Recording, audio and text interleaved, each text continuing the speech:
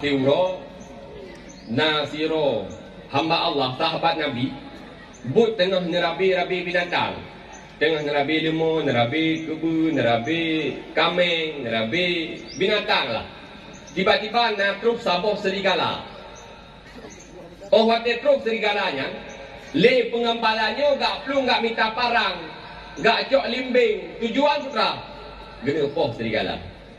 Gekele pengembala, wahai serigala, baik kapajuk binatangnya.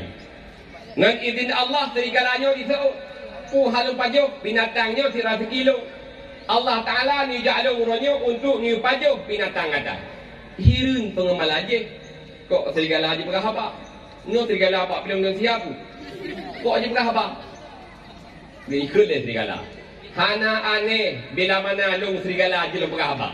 Yang lebih aneh lah uranya na manusia. Nabi Muhammad kalahir kena angkat ke Rasul. Hana itu bahawa Nabi Muhammad kena angkat sebagai Rasul. Gekele pengembala pat dengan Nabi Muhammad.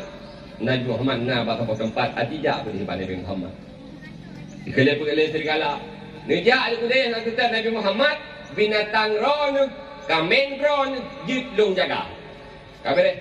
Ya itu pengembalanya kuliah pada Nabi Muhammad kena merupakan Nabi Muhammad. Pegang-pegang habang Nabi Muhammad menghabiskan waktu selama 1 bulan. Dua pengembala lembak binatang yang kalian rupanya serigala yang dijaga binatang pengembalanya.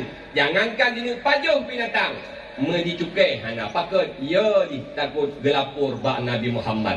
Nyanban mukjizat Rasulullah sallallahu alaihi wasallam.